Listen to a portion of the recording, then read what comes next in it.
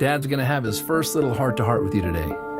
I'm guessing you probably came to this earth knowing all this, but by the time you see over 20,000 targeted ads aimed at you each year, thrown in with a few Disney characters, it'll get easy to forget. Let me start by saying I didn't sleep last night after hearing some of the latest studies. That this is the sickest generation ever, the fattest generation ever, and the first generation projected to outlive their children. But I believe as your dad, I have a say in this. I have no plans to outlive you, and I hope this is the start of many talks to come. So hear me out and don't interrupt me. So the first thing is the difference between the pharmacy and the pharmacy. One is the third leading cause of death, while the other is the future in medicine. Nearly everything you'll hear about this so-called war on disease is about money. The billions of dollars are from prescriptions they call weapons of war. But let me tell you, son, be careful. It looks like friendly fire to me. But if you ever find yourself in an emergency room, I hear they're great. You were born into a generation that eats foodless foods and lifeless drinks. Your friends will think they're health nuts when it says 10% juice on their candy. Maybe this is why 3 out of 5 of your generation will get diabetes.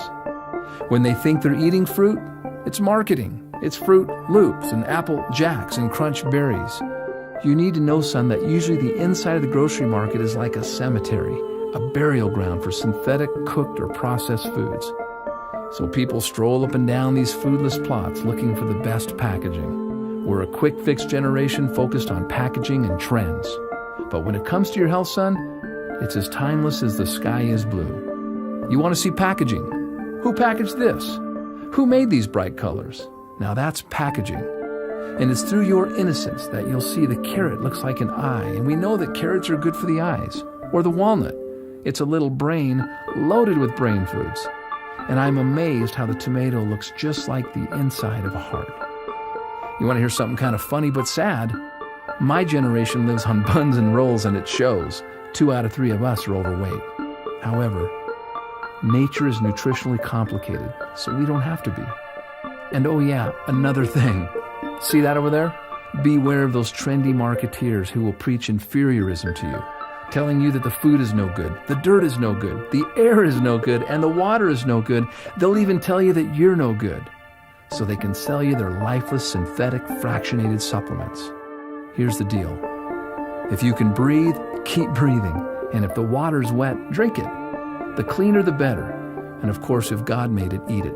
If man made it, leave it alone or eat it in moderation.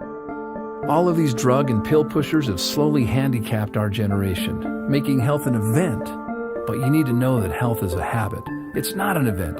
It's the little things we do day after day that lead to wellness or disease. It's not a handful of supplements chased by a frothy, nasty green drink on a Saturday morning. That's not health. That's hope and toxicity. Which reminds me, I am not going to raise you to be a fanatic. Fanatics die every day of self-inflicted stress. That's why they have bad breath. So live a little, but do so with your eyes wide open. Someday, you're going to have dreams just like me. Dreams of love, family, money, spirituality. But you'll soon see how many people around you set out to create and sustain their dreams, stepping over their health to get there. Only to come up short, hopeless, cynical, fearful, and survivors. But now, they've had a heart attack, or diabetes, or strokes, or they struggle with obesity. But enough is enough, and the buck stops here. You and I are not floating down the stream. So why am I telling you this? Because you're going to outlive me. I'll be your example. I may need your care and assistance someday. And because, of course, I love and care for you.